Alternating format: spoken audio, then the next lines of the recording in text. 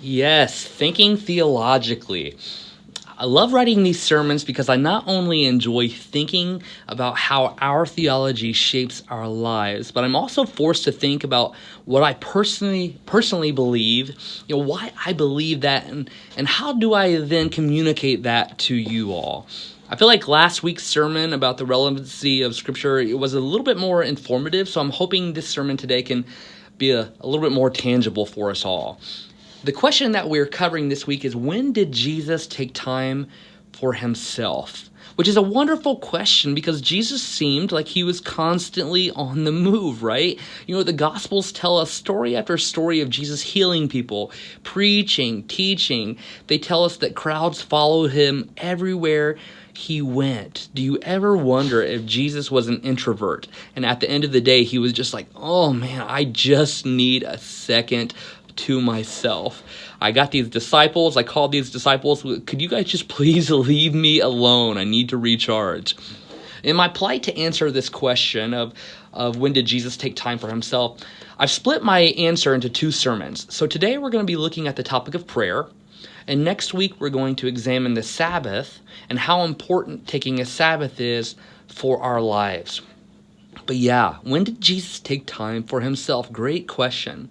I actually counted, and I found 38 examples in the Gospels of Jesus praying. Many times, as we know, Jesus was around people and he prayed, maybe at a dinner when he was praying for his disciples, the sort of thing you would see at a family function before you eat or in church where you're with people. But other times, the Gospels say he would withdraw to desolate places and pray, which is found in Luke 5. Or Mark 1 says, very early in the morning, while it was still dark, Jesus got up, left the house, and went off to a solitary place where he prayed. So to quickly answer that question, Jesus took time for himself by prioritizing times of solitude and times of prayer. Prayer was obviously very important to Jesus, and one of the things I found interesting when I was reading different prayers of Jesus this week is how completely vulnerable and genuine Jesus was when he was praying. So listen to this prayer from Mark 14. Jesus is praying in the Garden of Gethsemane on the way to his death, and it says this, it says, Abba, Father, everything is possible for you. Take this cup from me, yet not what I will, but what you will. I mean, that's straight from the heart, right? I feel like that prayer is just raw as Jesus is pleading his heart to God in a time where the imminent future is going to be filled with suffering and hurt and pain, saying, I really don't want to go through with this. It's just pure honesty on Jesus' behalf. And then Jesus is trying to pass on the authenticity and humility of prayer to his disciples when he tells them how to pray in Matthew 6, where you don't just make a spectacle out of your prayers. What you do is you go into your room where it's just you and God, and you be real with one another. No one is watching. No one can hear what you're saying. It's just you and God. That's it. You go and you be authentic. You just be yourself. And I enjoyed reading the prayers of Jesus because the concept of prayer is really fascinating to me. Hypothetically speaking, supposing there is a God, something bigger than ourselves, we actually have the ability to somehow tap into that connection, that energy with the creator of the universe. I mean, how bizarre and wild is that thought that we have the ability to tap into that connection? When I became a person of faith, my youth pastor would talk to me about prayer and tell me how important it was. And at that time, in my myopic understanding, I thought the only way to pray was to kind of schedule a time throughout the day, possibly right when you got up or right before you went to bed. Pray for the allotted amount of time that you set, and then you just you go about your day, you go about your life. So approaching prayer in that manner, it kind of never came easy for me because I would either forget to pray, I'd wake up and go about my day, or I'd just go to bed, or I would start praying and instantly fall asleep like you do. Or, my ADHD would kick in, and after about 15 minutes of sitting there, I would realize I've been daydreaming about football or something I had to do. So at the time, when I was kind of a young person of faith, I didn't feel like I had a very good prayer life. But when I started Watershed, I was also a carpenter on the side for about 6 years. And during that 6-year stretch, I helped build a mosque for our Muslim sisters and brothers in Columbus. And I became very good friends with the imam, which is, the pastor of the mosque. And I also made friends with some of the guys who were around there quite a bit. And I became fascinated with their commitment to prayer. 5 times a day. Nothing got in the way of their prayer time. There were no excuses made. Prayer is just so integrated into Islam, and it was so beautiful to watch. And the prayers are so communal as well, so they're always just praying with one another, side by side. There have been times in my life where I've had this thought like, have I prayed this week at all? And then here's my friend Shiriar in the mosque who just finished his third prayer of the day, and it was kind of convicting to me that I didn't find myself praying like my Muslim friends. One day, I was having coffee with my dear friend Rabbi Rebecca here in Bloomington, and Jews, they have a long history of being just fantastic prayers. So I asked her, how do I become a better prayer? Because I feel like my inability to have a consistent prayer life is hurting my spiritual life. And that's when she schooled me. Rabbi Rebecca took me to school. She said something so simple to me that day, and I actually haven't been the same since. She told me that there is no word for spiritual in the Hebrew Scriptures, or to her, which would just be called the Bible. There's no word for spiritual, because to call something spiritual would be to imply that other things aren't spiritual. In the Bible, everything is spiritual. All of life, everything is spiritual. This was revolutionary for me. Think about it for our lives today. Business, politics, education, art, science, caring for the earth, looking out for the poor, what you eat, where you go, sex, music, prayer. It's all spiritual. There is no spiritual life and non-spiritual life. It's way less separated than I'd ever realized. And I discovered that day when she said that I was treating prayer as this concept of God being up through the sky or somewhere else. I'm down here, and I was trying to say the right words, trying to have the right thing to say so that God would care about what I had to say. God, in that example, felt distant and unapproachable. But since that conversation with Rabbi Rebecca, where I came into the awareness that everything is spiritual and that God is in all things, I've noticed I'm a little bit more in sync with how I pray and, how I connect with the divine, because that's ultimately what prayer is, right? How you connect with that which is greater than us. And prayer, it can be done in all sorts of fashions. Connecting to God in prayer or in different ways is what Celtic Christians would call thin places. Now, thin places, if you've never heard of this kind of phrase or terminology before in regard to prayer, is a particular way to think about God as the encompassing spirit in which everything is. God is not somewhere else, but right here. In words attributed to Paul in the book of Acts, God is the one in whom we live and move and have our being. And kind of note how those words work. We are in God.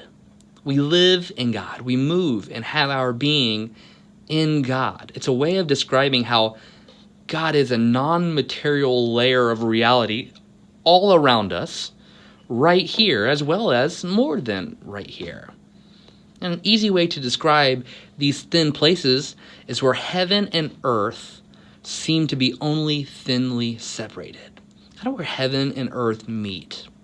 One of my favorite quotes expressing the thin places comes from Thomas Merton. He's a 20th century Trappist monk. He's a mystic, and he says this. He says, "Life is this simple. We are all living in a world that is absolutely transparent, and God is shining through it all the time. This is not just a fable or a nice story. It is true. If we abandon ourselves to God and forget ourselves, we see it sometimes, and we see it maybe frequently. God shows God's self everywhere, in everything, in people and in things and in nature and in events. It becomes very obvious that God is everywhere and in everything, and we cannot be without God. It's impossible.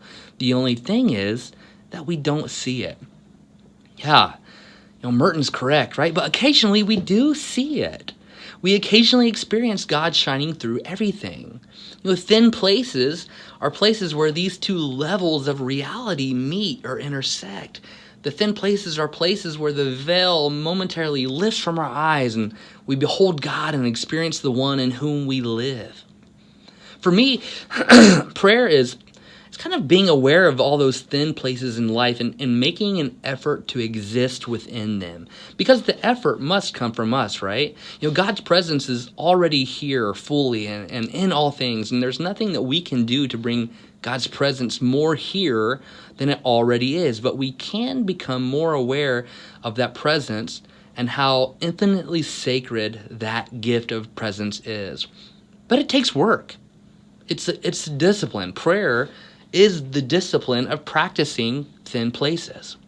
When Jesus prays, it feels like he's just in tune with those thin places. And it's not just that he has a greater connection with God, but I think it's that Jesus assumes that in some way he will be involved in the answer to his prayers.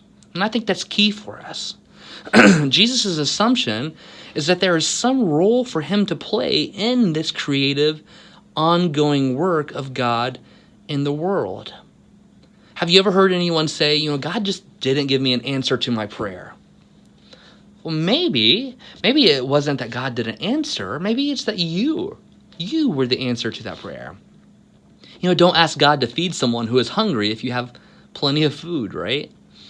Prayer is not only an awareness of your thin places, but it's also a responsibility for you as a Christian to create those thin places for others. James 5:16 says that the prayer of the righteous is powerful and effective. For someone who believes that the God who created the universe is at work here and now, and someone who's open to that, someone who's aware, who's watching and listening, somebody who's looking for their role to play in that ongoing creation of the world, like James said, that is going to be powerful. So prayer is your whole posture towards life. It's way more than just words. It's the whole way you see everything going on around you. In prayer, we get to tap into those thin places where that new thing is coming into being. And we're so lucky that we get to participate in that. So where do we start?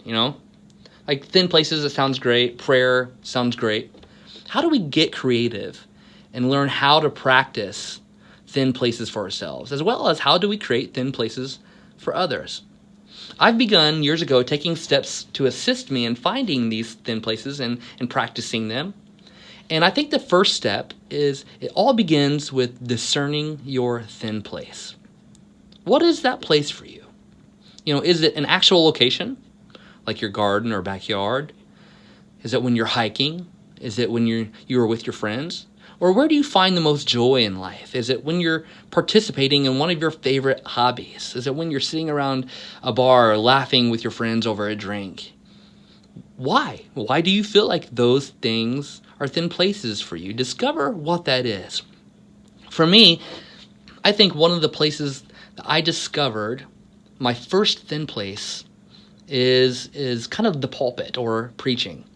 When I first became a person of faith, I'd never given a sermon before. And my youth pastor asked me to share my testimony with our youth group. And our youth group had about 30 to 40 kids. And so we met in this old barn that was kind of refurbished. And that one night, where it was my turn to share my testimony, I stepped up in front of everyone, and something happened. And I can't explain it. It was just one of those things that we call God moments. I encountered something greater than myself. I came into a connection of something. And in that moment, I took off my shoes. I took off my shoes because it felt like I was standing on holy ground. It felt like the surface below my feet was sacred. And I'd never experienced that before. And that ground, the whole time, before even me and after me, that ground was already sacred. It was always holy, but I came into an awareness of that sacredness.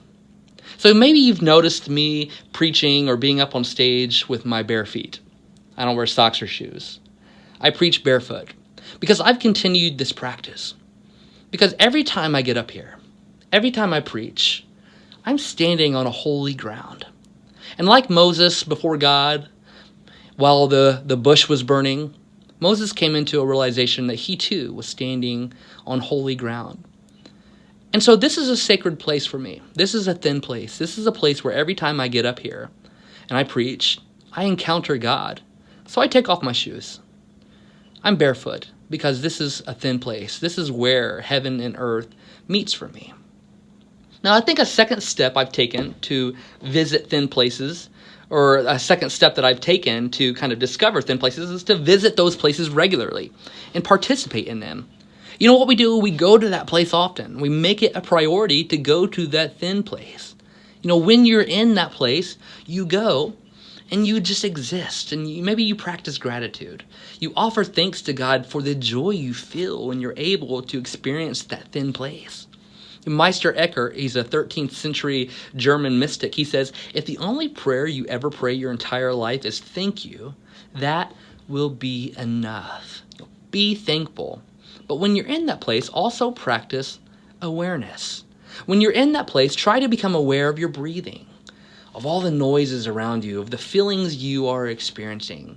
And in that awareness is oftentimes where we experience that place becoming thin. You know, it's where we go to that place and we encounter the divine.